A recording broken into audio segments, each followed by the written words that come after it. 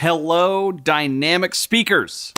I have a news flash for you. Video is just another stage. Shakespeare says that all the world's a stage. Well, guess what, baby? This is no exception.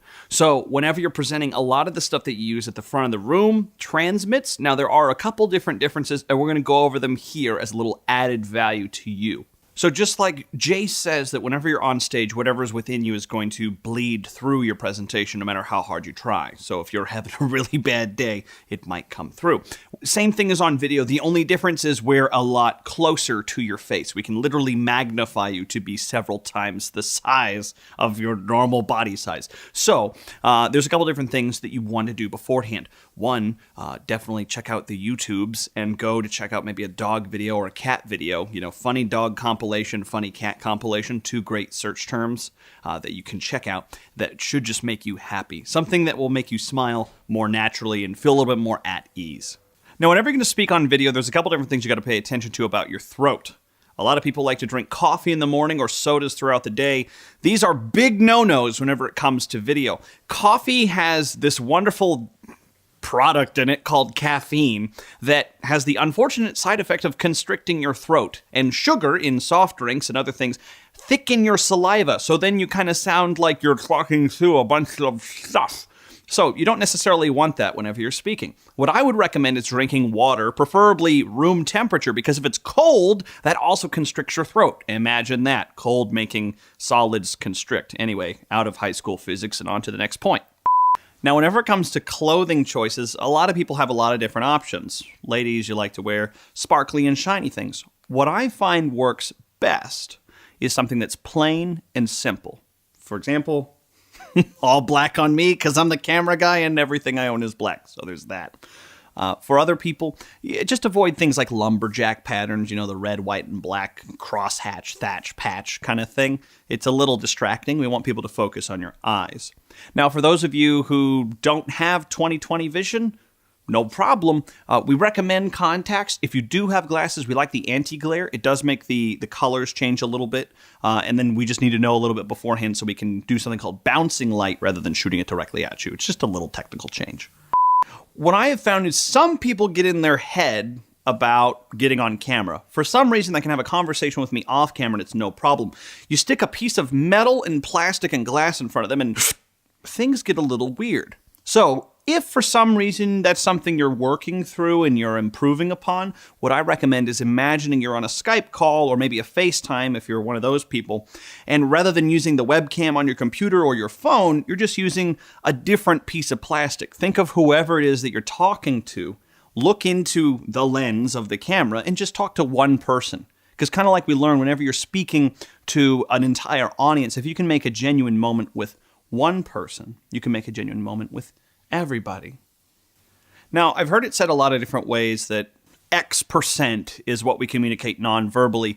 The number is up for debate, but the main point remains that a lot of what we say is communicated through our body and not through our words.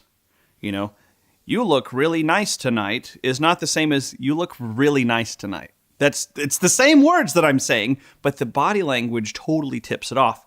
So that's just something that we need to be aware of. And here are a couple key points of body language that you can mechanically do that give the emotional impact of strength, courage, and what you want to present on video. Now, the first thing whenever it comes to body language, let's work down here on the legs. You want to basically plant your feet into the ground and you don't want to move them because if you're shifting back and forth, what does this communicate? Well, who does this? Well, first off, I'm physically shifting, so you might think I'm kind of a shifty kind of guy. You also might think that I'm nervous or I'm not really paying attention. But if I center myself right here and plant like a tree with roots going down deep, nothing can move me. Now, my arms can still move, you know, hello. But you wouldn't want to move anywhere, you know, your core and your feet, you don't want to move them. So lock your core and move no more. Now, get in really close with me, people. Really close. All right. So now that we are ridiculously tight on my face, what I want you to realize is that if I change my facial expression, it's a big deal because it's blowing me up bigger than life size. So if I'm kind of squinting because it's hard for me to see, that will have a much greater impact than if I were on stage. So everything you do on video is amplified even more than if you were on stage, okay? Same thing with our eyes. You want to maintain eye contact, not in a creepy kind of way, but just whenever you break eye contact, it's kind of a rule that you need to know that whenever you're breaking it. So if I was going to think, see, notice I break the eye contact and then I bring it back, and I'm not looking off to the side in shifty eyes. I want to basically have a moment with one person through the Skype call of the camera. Another thing is to have a smile before each take. Literally, this is how I start a take. It's like, okay, we ready? Okay, we're ready. Now, here's my tip, and then I kind of finish it up. So it's just something to think about. Whenever you're communicating non-verbally, you want to have a smile, you want to have eye contact, and you definitely, if you break eye contact, make it intentional and then bring it right back to where it needs to be. So to finish off the non-verbal communication side of things, you got to think, what do police officers say? Show me your hands, right? Why do they do this? Well, our hands are our tools. We could be carrying, I don't know, a gun or a knife or any kind of different object. So what I do whenever I'm speaking is I show my hands, right? So I have them down at my side or up, not necessarily like doing a happy dance or anything like that, but just I show the open sides of my palm whenever I'm speaking, rather than having them in my pocket or putting them behind my back, which actually pulls my shoulders back and makes me look kind of uncomfortable. Even though you can't see my hands right now, I look less comfortable than if I have my hands in front of me. Now, whenever it comes to the words that you're going to say, getting out of the body language and into the actual language that you're going to use, imagine what you're saying like being in a car, okay? So you're in first gear and you're able to go really fast, like fast acceleration-wise. But then you kind of shift into second or third or wherever you're going. You kind of take people on a little roller coaster of fast, slow, high pitch to low pitch. All these different little inflections. These are the kinds of things that dynamic delivery is really good for, to get that kind of vocal range into your voice. But it's just something that whenever we're on camera, we have to keep things interesting. So if all you do is talk like you're reading off of a slide at a boring kind of presentation, people will fall asleep, and that's not exactly what you want. But also, if you go really fast and you try to say a lot of words and try to really condense a lot of information into a short span of time, you can kind of burn out your audience, right? So what you want to do is to have a nice pace that can go up and down at will.